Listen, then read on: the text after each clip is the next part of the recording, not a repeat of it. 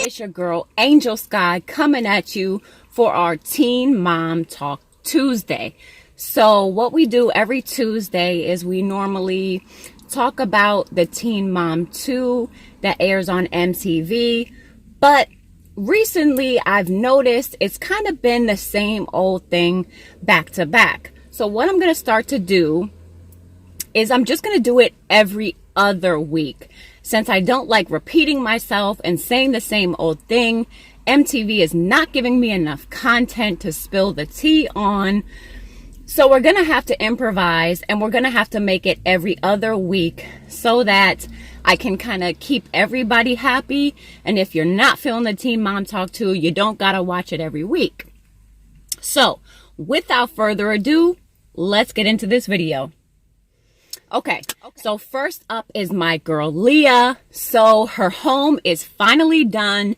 It got flooded and she had to redo all the flooring and the walls and the panels and everything like that. And she has been staying with her boyfriend Jason for a pretty long time now. The girls are getting pretty comfortable over there, but finally her home is done. It is livable. She is moving back into her home.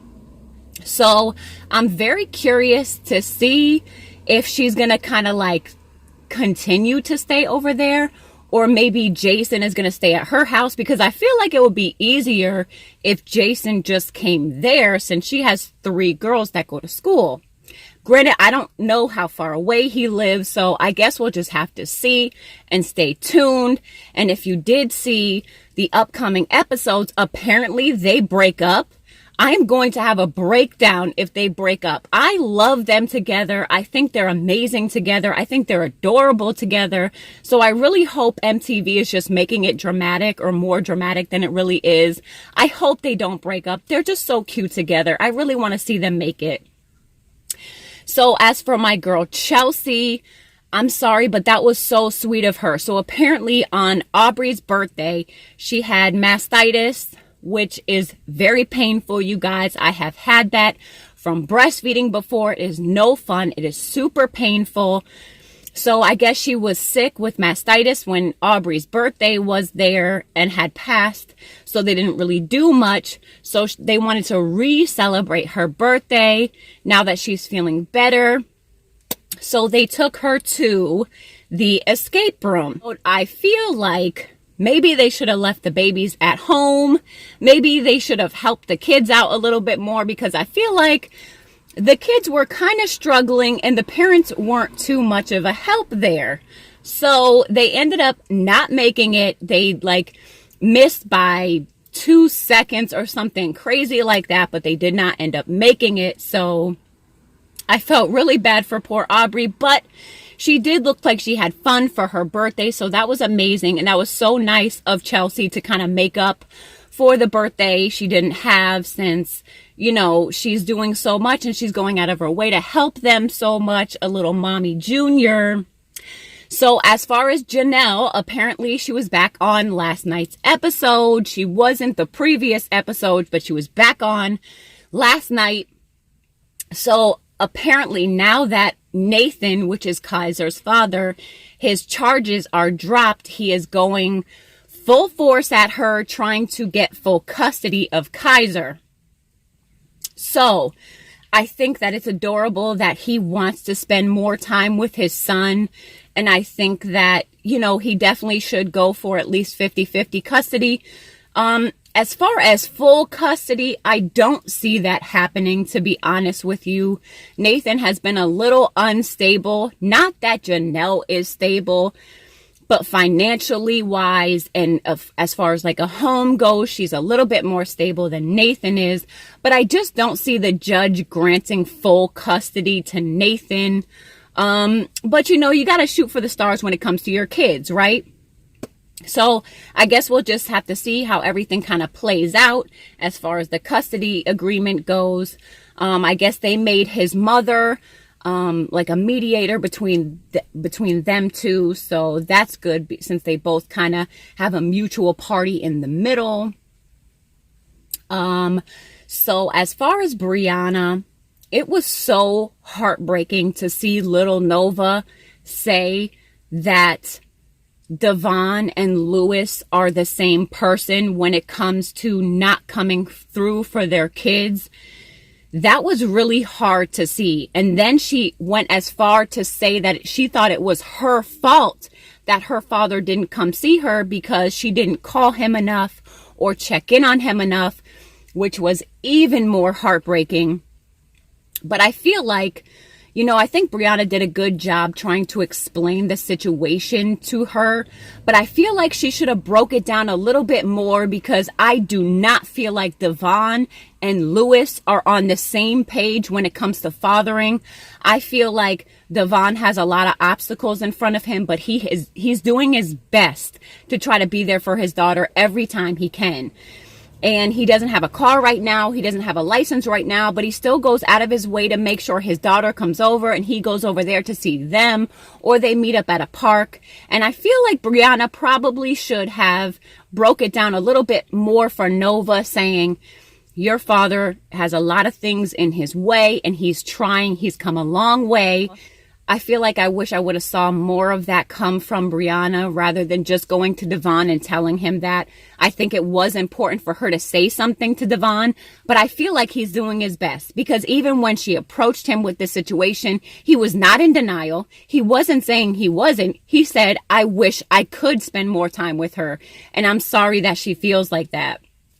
So I love Devon. I think he's come such a long way. He's such a good dad to Nova. You can see they have a really good relationship, and Nova not only needs that, but deserves that. So on to Kailyn. So apparently V had put together a little sit down for her, Kailyn, and Joe to sit down and discuss the upcoming child support agreement.